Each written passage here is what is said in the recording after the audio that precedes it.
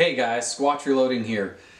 This is part 2 of our 9mm load series, and in this video today we are going to focus on installing and setting up our Dillon Precision Sizing die with decapping capabilities. So as I mentioned in the first video, we've already have all of our brass already decapped, but we're just going to leave this in place in case there was one that somehow got through without the primer removed.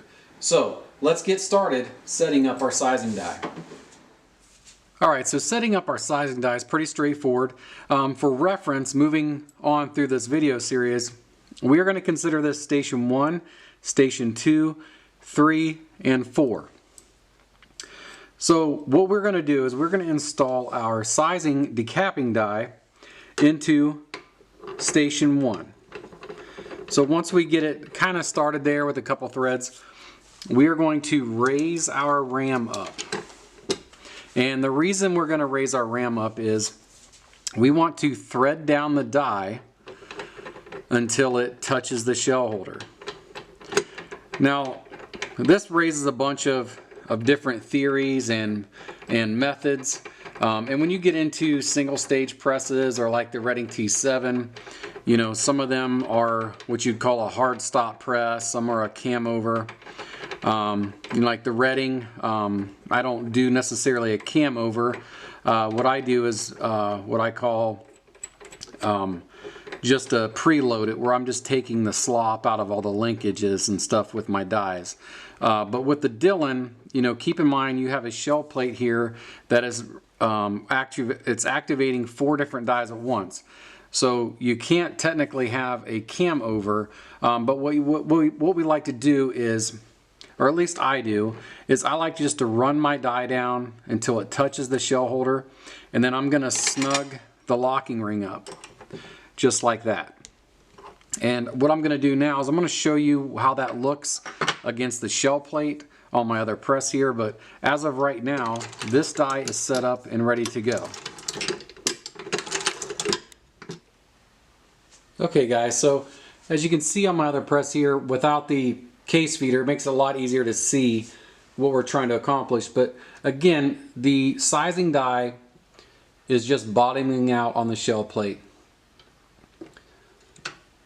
And again, the reason is we don't want to cam over, you know, per se, on this style of press, because you run into the risk of warping your shell plate, and that will throw every subsequent operation off.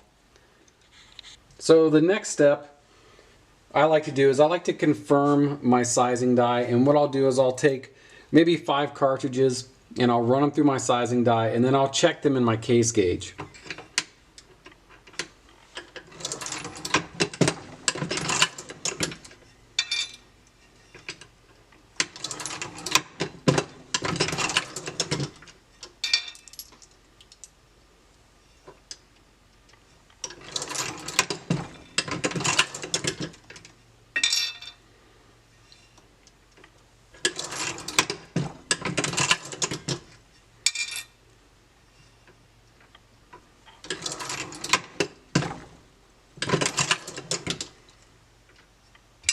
Okay, let's check these out on the case gauge.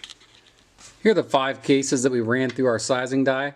So now we're just going to check them in our Dillon case gauge to make sure they go in freely and they just fall right out. So that's what we're looking for to confirm our sizing die.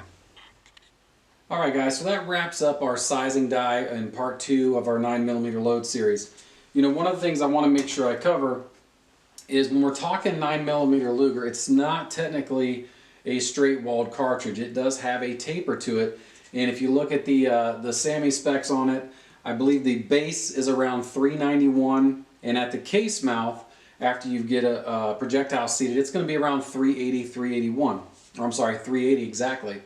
So after we've sized, I'm looking at the base, and we are sized at about 390. Now at the case mouth, we are sized roughly 376. So we're about 4 thousandths undersized on our case mount, which is perfectly normal because as we size down, we are going to size a bit smaller, and this is by design so that we get tension on our bullet. And you know, when we insert the bullet, that's going to jump that OD back up to probably 380, 381, somewhere in there. I'm just guessing with a 355 diameter bullet. So then after we get that installed, we're going to, of course, put our crimp on, and then we'll double check everything back to a SAMI specification. So please check us out on the next video. We're going to get into the powder measure, how to set the bell on the cartridge itself, and then how to set our charge weight. So that's what's coming up next here in the next week or so. So until next time, don't forget to check us out again on Facebook at Ohio Reloading Connection. We also have a Squatch Reloading Facebook page. All these videos again are on Utah Gun Exchange, Gun Streamer, and of course here on YouTube. So until the next video, God bless.